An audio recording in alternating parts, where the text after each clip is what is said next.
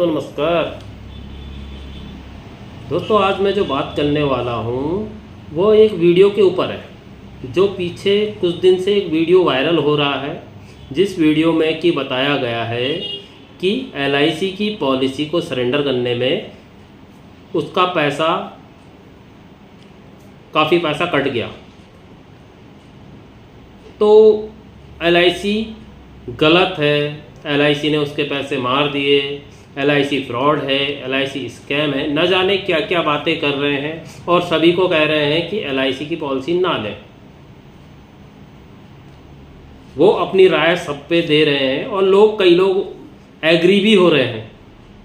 जिनको LIC की policies के बारे में जानकारी नहीं है वह एग्री भी हो रहे हैं। ऐसा नहीं है, होते हैं कुछ लोग नासमझी में कर लेते हैं ऐसे काम, और वह भी ऐसा ही कर रहा है। 3 साल उसकी पॉलिसी चली, उसके बाद उसने वह पॉलिसी सरेंडर करने के लिए अप्लाई किया। सरेंडर करने में उसके पैसे कुछ कट रहे हैं, जो उसका पैसा जमा था वो भी पूरा नहीं मिल रहा है। तो उसे इस बात में बड़ा गुस्सा आ रहा है और उसी बात का वो गुस्सा सोशल मीडिया में उसने ऐसे वीडियो बना के डाला हुआ है कि लोगों को LIC के प्रति, इंश्योरेंस के प्रति भड़का रहा है। पर हम उस बात को छोड़ देते हैं। उसकी पॉलिसी 3 साल चली, 3 साल बाद उसने सरेंडर की, उसकी पॉलिसी में उसे थोड़े पैसे कम मिले, उस बात को हम इग्नोर करते हैं। चलिए अब एक सिनेरियो यह रखते हैं कि उसने वह पॉलिसी कराई, 3 साल चली और 3 साल के अंदर ही दूसरे साल में, पहले साल में, तीसरे साल के बीच में जब उसकी पॉलिसी चालू थी, उस दौरान उसके साथ कुछ मिस हैपनिंग हो गई। तो उस कंडीशन में LIC क्या देगी? उसके हिसाब से वह पॉलिसी मान लेते हैं 10 लाख की थी। 10 लाख की पॉलिसी को वो चलाता है, उसने 3 साल प्रीमियम भरी और सरेंडर कर दी, तो पैसा कम मिलेगा, क्योंकि सरेंडर वैल्यू का एक फैक्टर होता है। सरेंडर वैल्यू में पूरा पैसा नहीं मिलता है। कुछ सालों के बाद, एक समय के बाद तो पूरा पैसा भी मिलेगा और प्लस होके भी मिलेगा। लेकिन अगर आप 2, 3, 4 साल बाद ही उसे सरेंडर करते हैं तो शायद पूरा पैसा नहीं मिलेगा, क्योंकि उसमें कुछ फैक्टर होता है सरेंडर का। एक कॉन्ट्रैक्ट है, आपने LIC के साथ एक कॉन्ट्रैक्ट किया कि अगर हमें कुछ हो गया तो LIC हमें, हमारे परिवार को यह देगा। लेकिन अगर आप बीच में छोड़ते हैं, LIC ने नहीं छोड़ा आपको, आप भी ने बीच में छोड़ा, तो वहाँ पे आपको नुकसान उठाना पड़ेगा।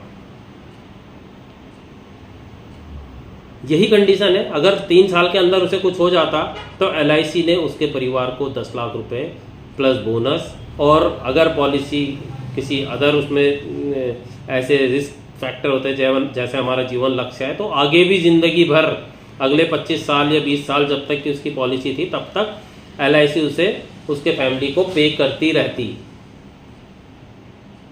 तो वहाँ कैसे कह सकते हैं कि LIC ने हमें कम दिया या ज़्यादा दिया?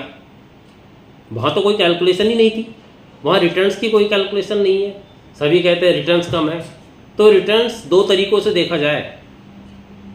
एक तो वह है कि जो मैच्योरिटी हुई तो वहाँ पे एक नॉर्मल रिटर्न मिलेगा, बहुत ज़्यादा नहीं तो बहुत कम भी नहीं है, अच्छा रिटर्न मिलता है। और अगर इस बीच में भगवान न करे कुछ हो गया पॉलिसी धारक को, तो उस कंडीशन में परिवार को कितना मिलेगा? बहुत बड़ी रकम मिलेगी। और परिवार के भविष्य के लिए ही हम यह पॉलिसी करवाते हैं। जीवन बीमा का नाम इसीलिए जीवन बीमा है क्योंकि वह जीवन के आगे के गोल्स को सिक्योर करता है। अगर आप बीच में छोड़ देंगे तो नुकसान तो आपको उठाना पड़ेगा। यह आपको पहले ही बताया जाता है। हम भी किसी की पॉलिसी अगर करते हैं तो उससे पहले समझाते हैं कि आपको ये पॉलिसी पूरी चलानी हो तभी आप बीमा लीजिए, वरना कोई फ़ायदा नहीं है। बीच में आप तोड़ेंगे तो आपको नुकसान उठाना पड़ सकता है। और अगर आपको पैसे की आवश्यकता हो तो उसके तरीके होते हैं। आप अपनी पॉलिसी पर लोन लेकर उसे चला सकते हैं। आगे अपनी ज़रूरतें पूरी करके वापस धीरे धीरे कर दीजिए और पॉलिसी को रेगुलर रखिए। पॉलिसी का पैसा आपका कभी भी नुकसान में नहीं जाएगा, गारंटेड आपको रिटर्न भी मिलेगा और अच्छे से अच्छा मिलेगा। तो सिर्फ एक वीडियो देखकर भ्रमित ना हो और सही सलाह के लिए अच्छे प्रोफेशनल एडवाइज़र से मिलिए, उनसे सलाह लीजिए अगर आपके मन में कोई डाउट है। बाकी मैं उन भाई साहब को यही कहूँगा कि अपनी परिस्थितियों को थोड़ा समझिए और LIC पे या किसी भी इंश्योरेंस कंपनी पे ब्लेम मत कीजिए।